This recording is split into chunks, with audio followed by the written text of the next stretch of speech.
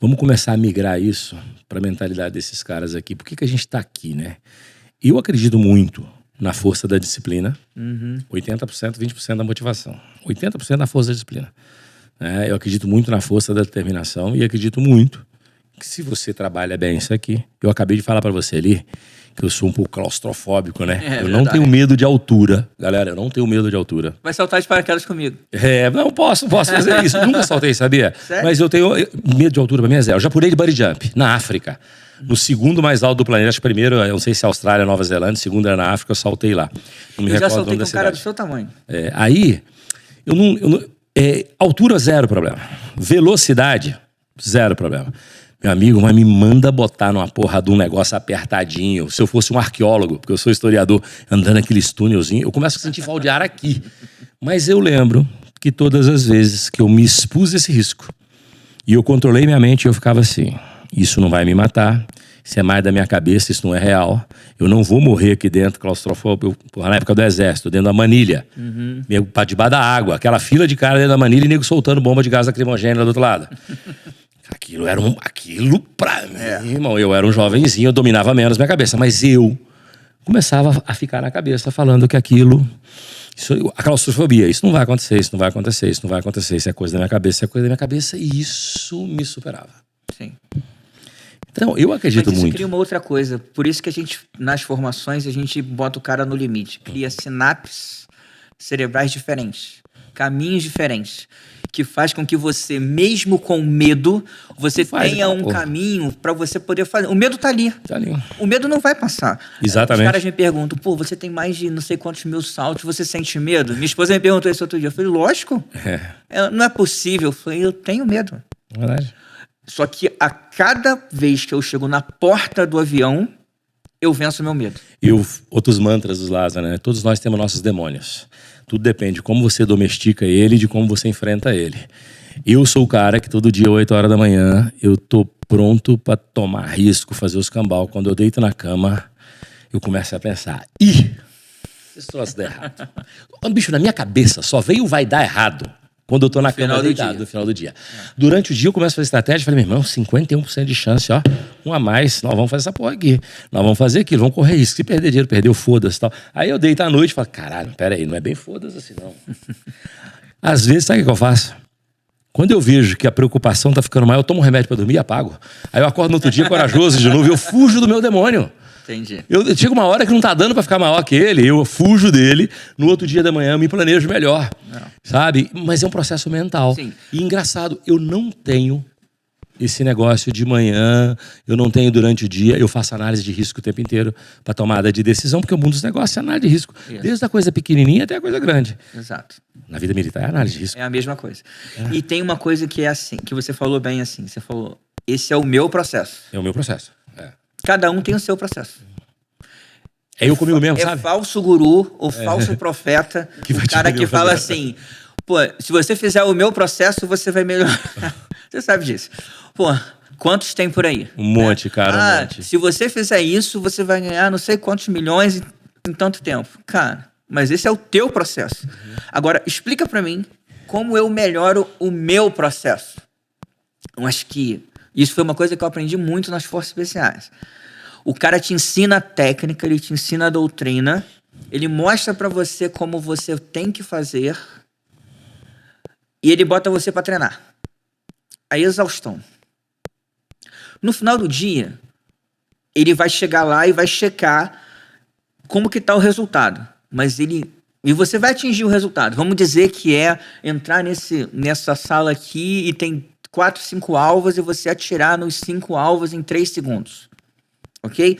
Ele te explicou como você vai fazer para entrar na porta, como você vai fazer para andar, ele te explicou como você vai fazer para atirar, atingir os objetivos, não sei o quê.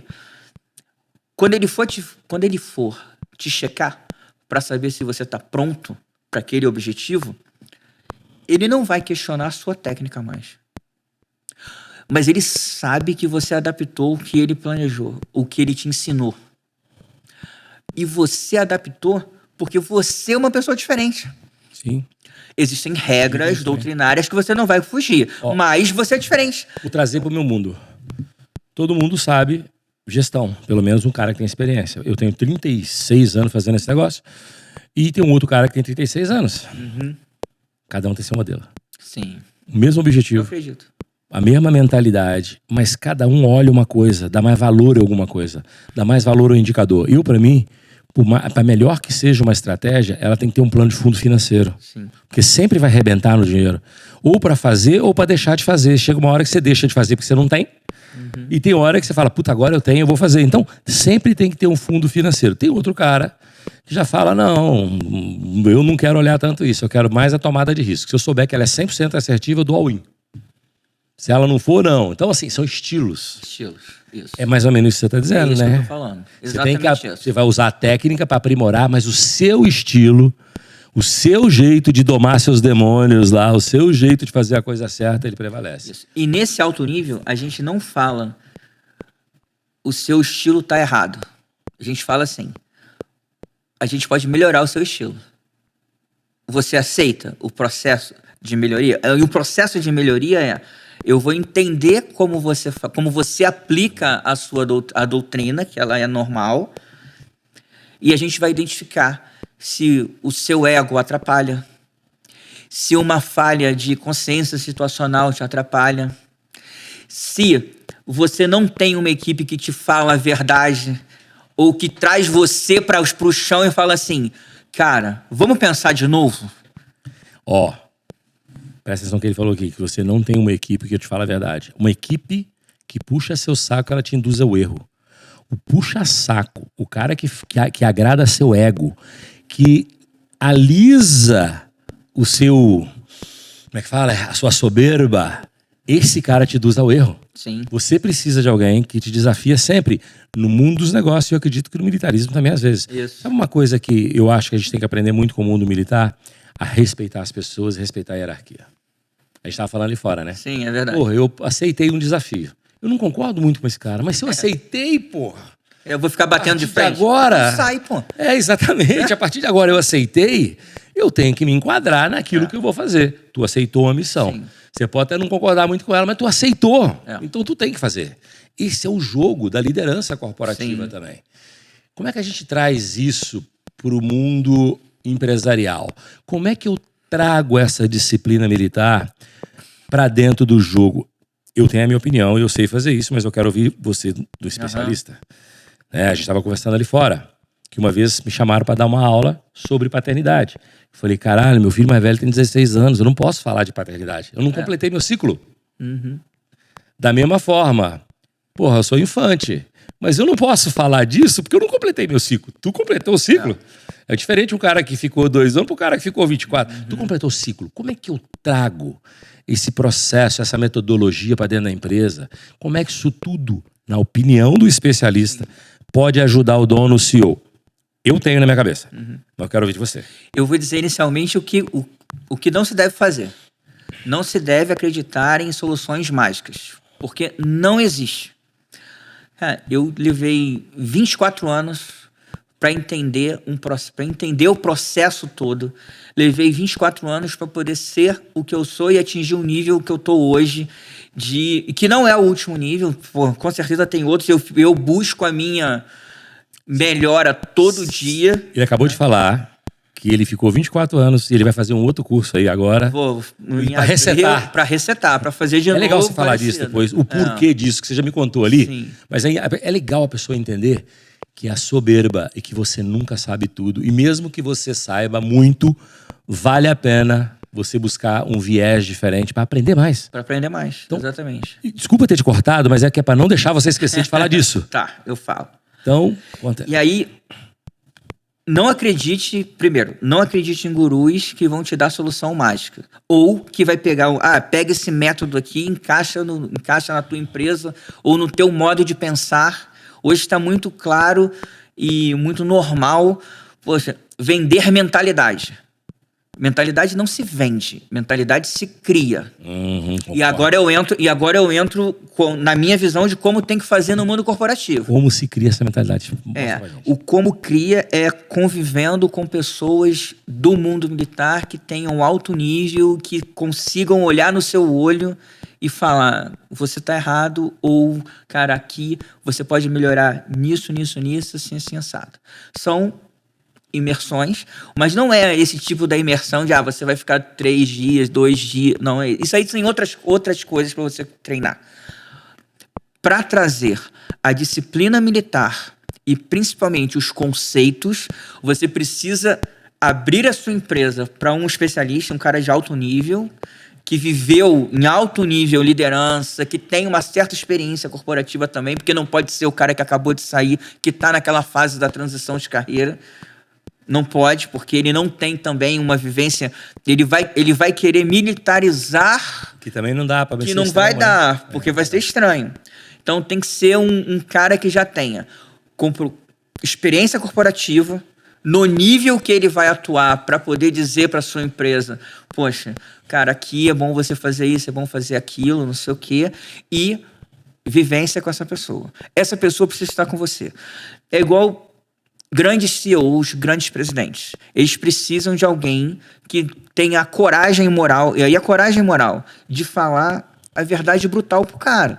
De olhar para ele tá numa mesa de conselho, tá numa mesa de diretoria, ele tá ouvindo um monte de coisa e às vezes um monte de falácia, um monte de omissões, e ele não consegue enxergar, porque ele tá imerso no problema. Mas ele tem um cara do moedor lado... de carne faz a gente ficar cego e míope, sabia? Cego e míope, exatamente. Principalmente quando você convive muito com algumas pessoas que só te dizem sim, tu fica mais míope ainda. E quanto mais você sobe, e quer ver o pior?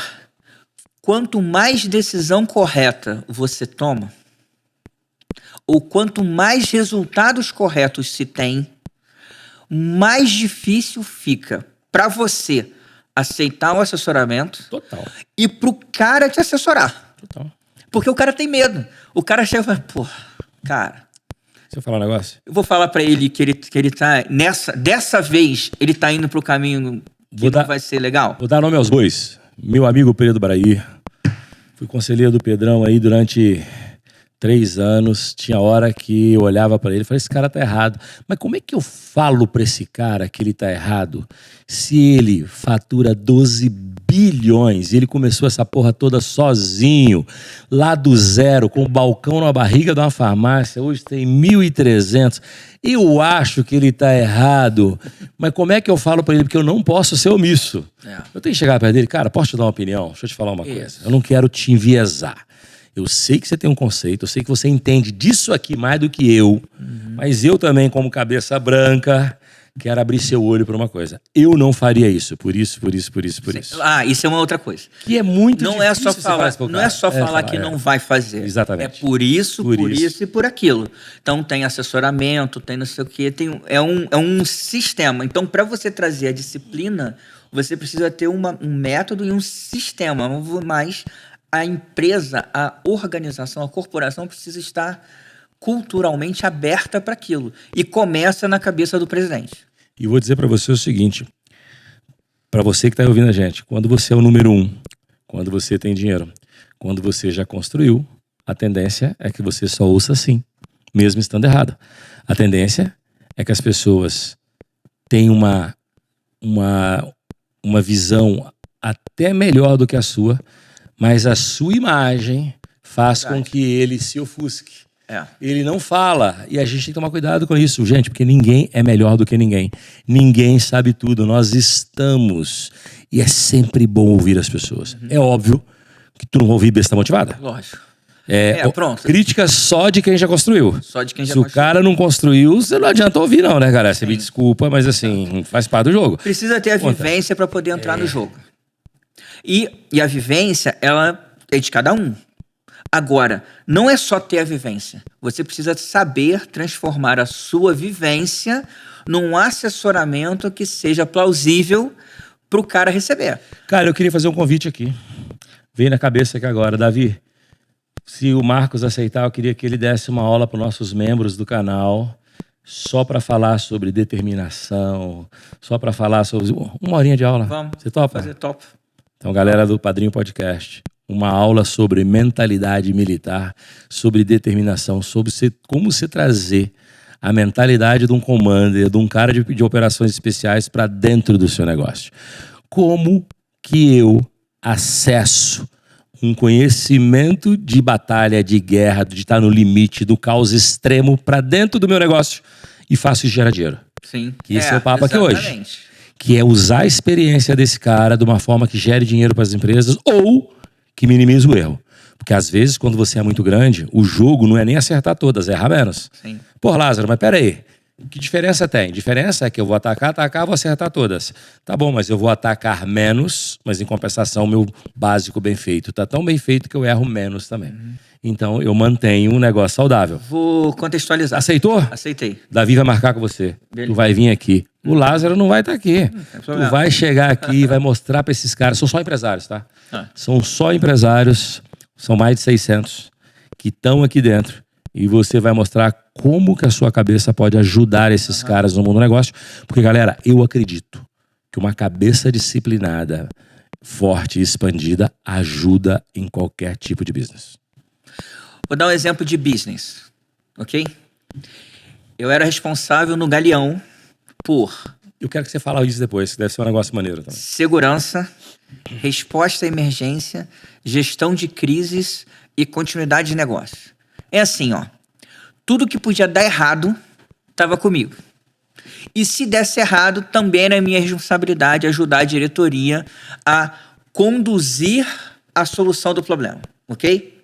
Então eu ajudava na construção do sistema de gestão de crises e continuidade de negócios e ajudava por treinamentos, simulados e também por aulas, palestras para a diretoria, o gerenciamento de crise em alto nível, do segundo maior aeroporto da América Latina, ok?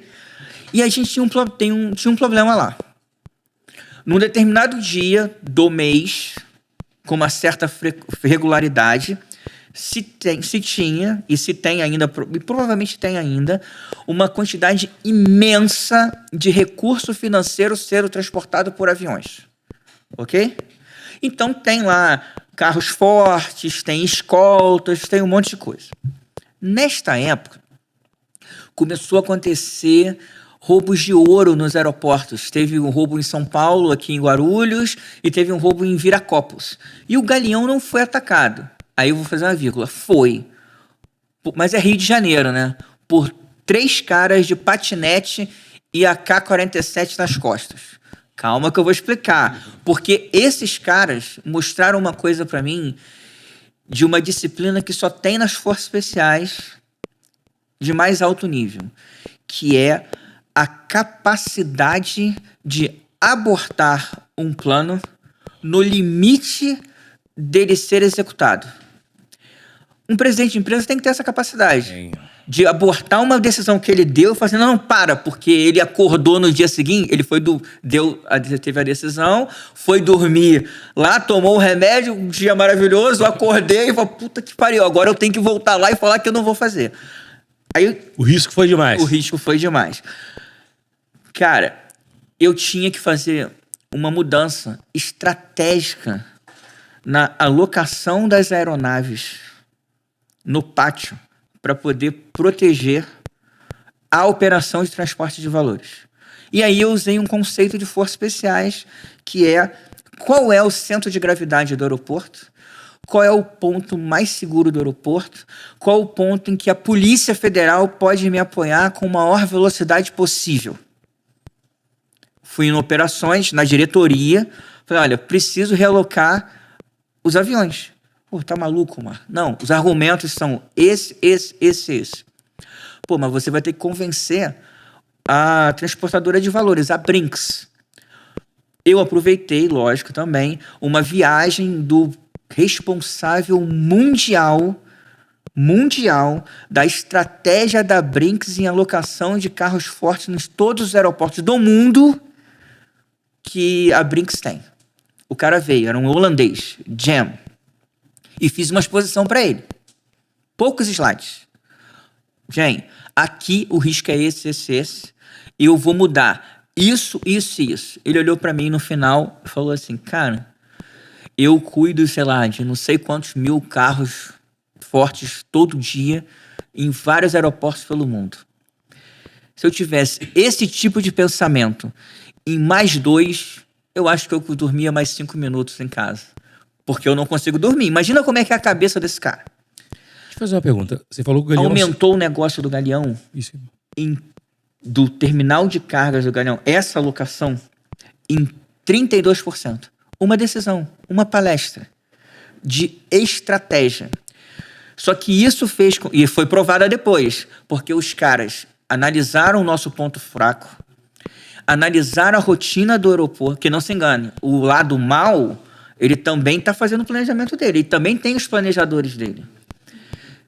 Lázaro, eles analisaram os pontos fracos, analisaram o ponto cego da câmera, analisaram a rota de entrada e a rota de fuga e analisaram o procedimento que a Polícia Federal ia tomar se a gente fosse atacado. Só que eles erraram, eu tive uma sorte, e eles erraram uma coisa. A minha sorte foi o voo atrasou, o voo adiantou 5 minutos. Pousou 5 minutos antes, ok? E eles cumpriram o horário. Só que agora o treinamento.